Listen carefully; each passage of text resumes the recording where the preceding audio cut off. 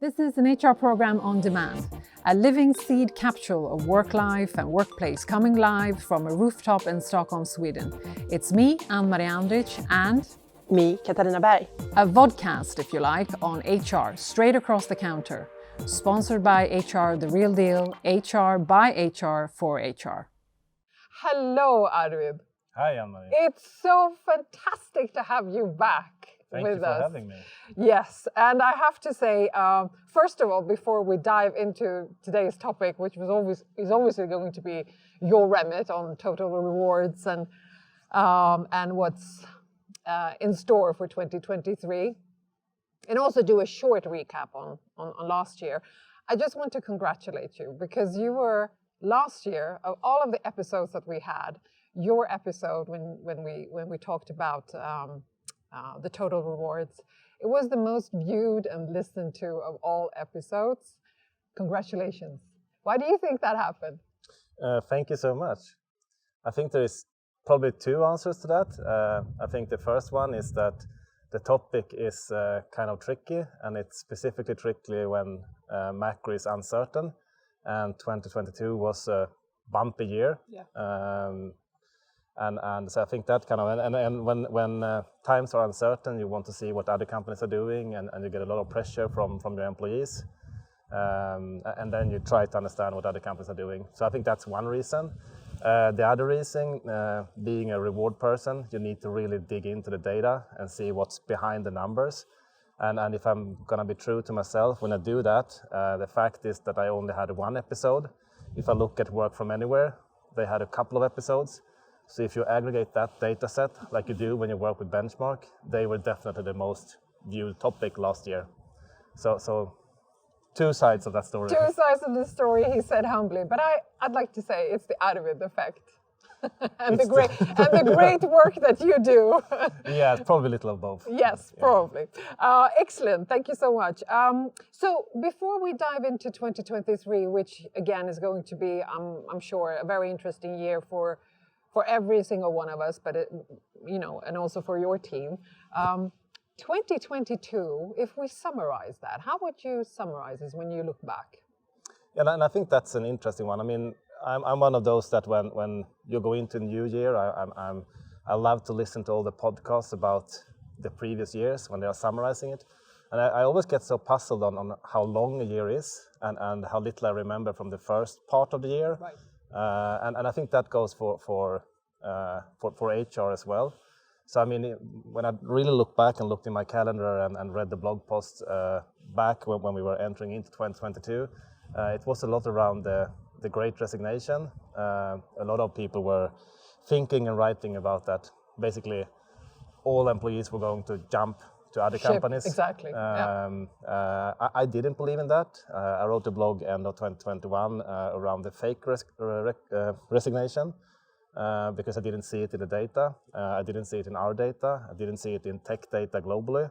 I definitely saw it in certain industries because there it was there, but I didn't see it in our industry. Mm-hmm. So I didn't thought it was going to happen. And looking back at the year, it didn't happen, but not for the reason that I thought, because I didn't imagine how hard kind of the landing in second half of 2022 were going to be. Right. So I guess that 2022 will be remembered as the year when the tech industry kind of slowed down in terms of hyper growth when it comes to tech talents. Mm-hmm. I think that's going to be kind of the major thing to remember. Exactly. Yeah, and I love the fact that you said, people, because we remembered, everyone was talking about the Great Resignation, and you call it the fake resignation. And clearly, it didn't happen, right? No. Yeah. So, good. Now, it is comp season again. It was actually a year since we met last time, and it was also comp season at that point. And given that this year we are in a recession. Right. And also, at the end of last year, when we saw that the recession was hitting, and maybe hitting us in a way that we didn't anticipate, or maybe harder, there were quite a few questions coming. I think every company had a question from their employees when they saw that inflation was skyrocketing.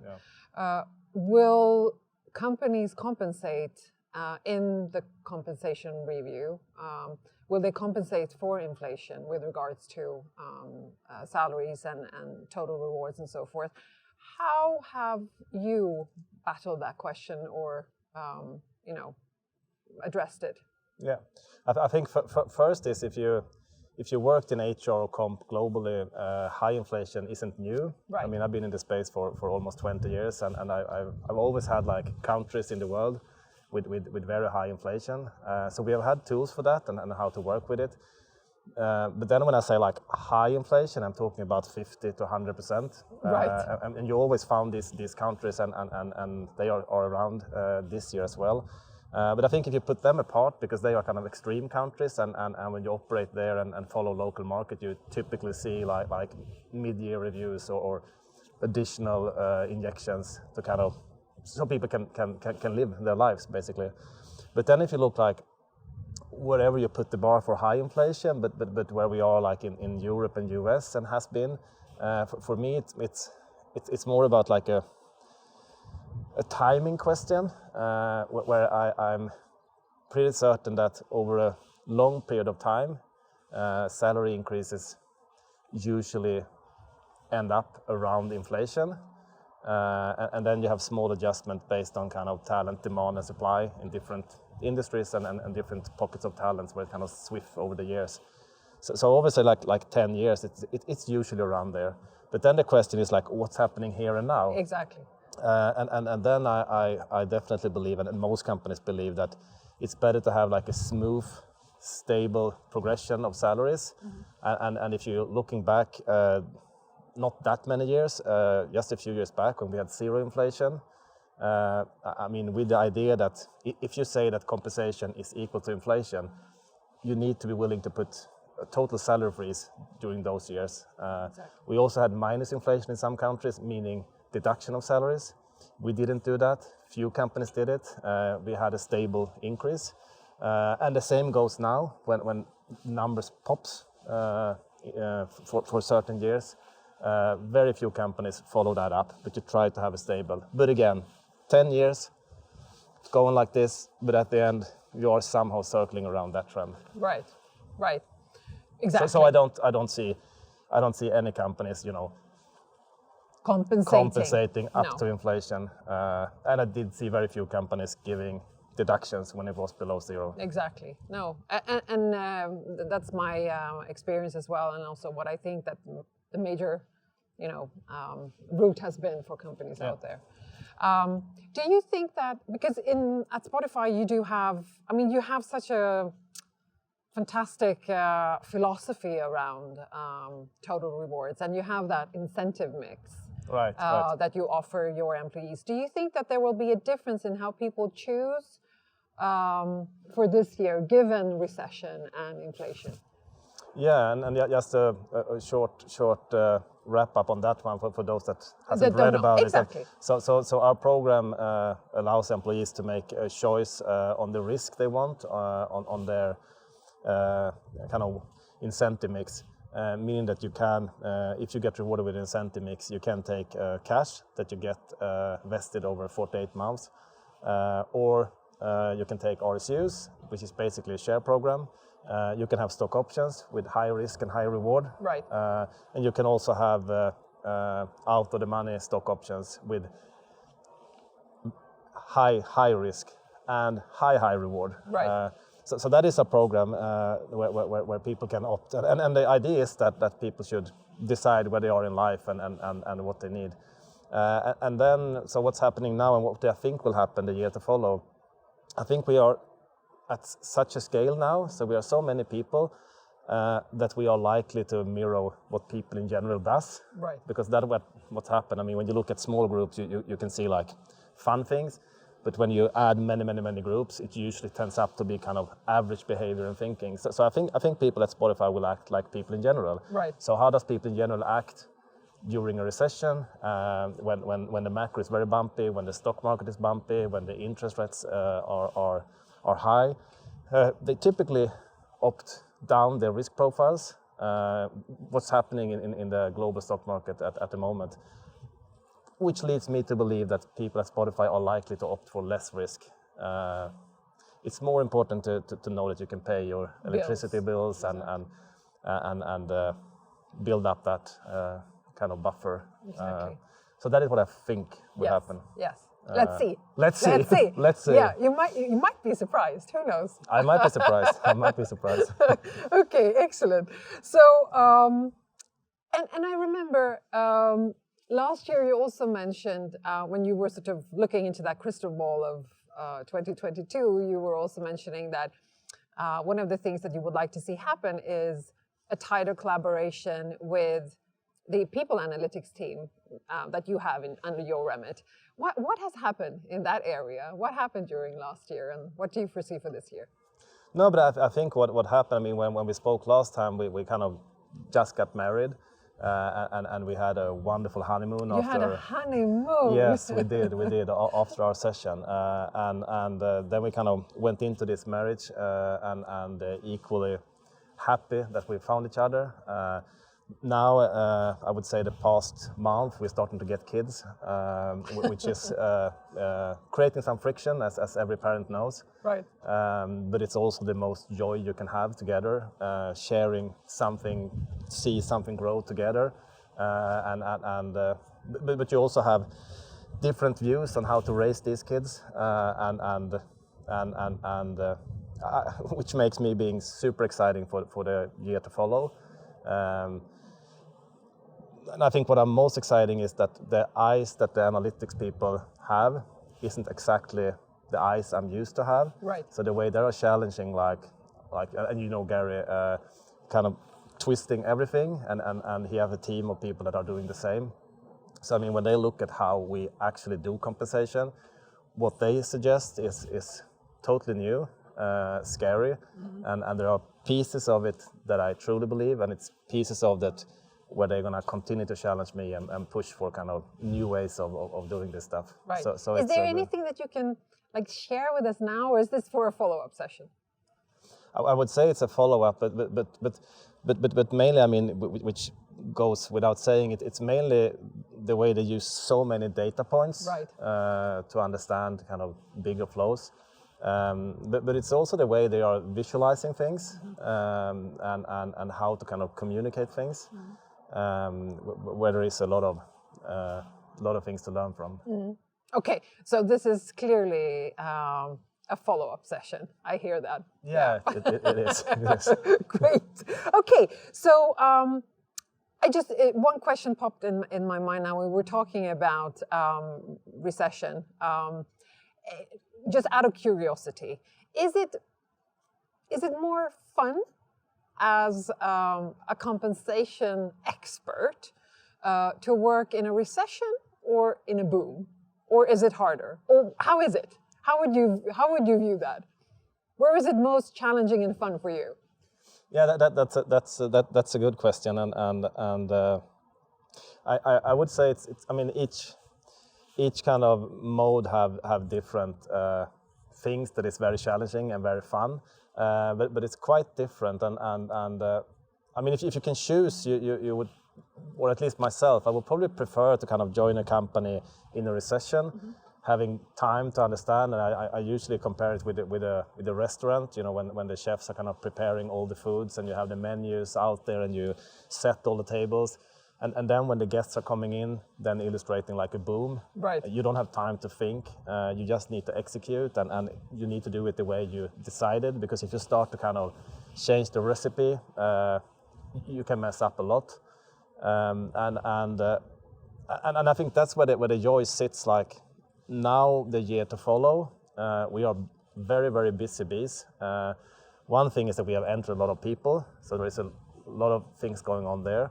But also that we are learned so much that we can improve, and also a lot of optimization and automation, and the way we work together with HRIS and make things more efficient. Right. There is so much fun going on there. So I at the same time, I mean, being in a boom where things are happening all the way and you know what you're going to do because you already decided it, that's a very, very fun place to be in as well. Right. So I would say they are equally fun. Right. And personally, I really enjoy being in the same company over those cycles because it is different. And you also need to kind of, you need to stand for what you decided to do and also be open and tweaking when needed. Exactly, exactly. And being true to your purpose and your culture and Right. Exactly. Right. Excellent. So to close this now, 2023, that famous crystal ball, Yeah. even if it's hard, Arvid, to put some predictions in, what do you predict for this year? And I'm usually the boring one, you know, sitting in the middle. When people are screaming it's hot, I usually take the position that it's quite cold, and the opposite. And then I kind of end up in some kind of gray average because I usually think that that's where you end up. So I mean now when the tech industry is kind of under pressure, right. and you have some extremes that believe that you can do the same work with radically fewer people than you thought before, and those kind of thoughts get some tractions, and then I'm kind of positioning myself in kind of a boring middle there and being like, well, I don't think so. Of course, you have had extremes up and down, but I think that when it plays out, I think it's going to be not so dramatic changes as you might believe. So I don't see like a year of extreme changes, so to say, but then I rarely do. I didn't believe in the great resignation, exactly. and I don't believe it will be like a great push either. But what I see obviously is that if you look at, I mean, when you go into recession, obviously the balance from supply and demand on talent and works, I mean, that will be a change. And if you look at the data in US on how many people are looking for remote opportunities, right. and how many jobs are available, there is a huge gap there. More people are looking for that flexibility and freedom, and less companies are offering it. So I definitely think that we in Spotify have a great opportunity to find those people that really want to come for us and work for our culture and be part of kind of Spotify's journey. So I think that will be easier for us. Right. And this is obviously where the Work From Anywhere program that you have is going to be a benefit again. Yeah, and definitely. Help you. Yeah, it will. So I'm quite positive for Spotify the year to follow and our ability to attract but also retain the talent we have. And I also think that the way we have kind of built our culture for the long run, I think that is going to pay out very well for us. And I think those companies that are jumping up, jumping down, and going like this, right. I think that will scare people and that they will have harder to attract talent. Yeah, for sure. So I just love that pragmatic, very realistic senior experience and point of view speaking. I love that. Thank you so much, Arvid. Thank you. It's reassuring for 2023 and the years to come, right? It is. Yes. It will be average. It will be average. But it's comforting. Thank you so much. Thank you. Thank you. And clearly, we will invite you back, as always. Thank you, but not too often. It's not good for my stats to show up too often. I think this will also be a very popular episode for sure. You remember how we close these episodes? I'm going to follow you. I'm going to follow you. With the three things? Yes. Okay, let's do it. Yes. Stay safe. Stay active. Stay active. Stay strong. Strong. And idemodalje. Very good. Arvid. Not excellent. I need to practice the last part next time. That was good. Yeah. That was good. Thank you so much. Arvid, we can all live. Stay safe. Stay strong. Stay active. Stay safe, stay strong, stay active. Ja. Och sen... Säger du, idemodalje. Idde medalje. Säger vi tillsammans. Den kommer vi klipp på. Jag kommer så här, typ som man sjunger i kyrkan, var en halv 10 sekund bakom dig. Det gör ingenting. Nej. Ja, men det gör ingenting. Det får man vara. Stay strong, stay Active. Idde medalje. Idde medalje. Yes. Vet att du vill visa ditt sixpack, men... Nej, men jag blir inte kall. Och sen är den här är ju svinkall också. Ja, så jag ska inte stå så. Jag har ju vantar på mig då. Jag börjar lite så. Men som din norrlänning du är. Stillbilder. Det skulle jag ha tagit först när man inte var så jävla kall! Det är svinkallt. Ja.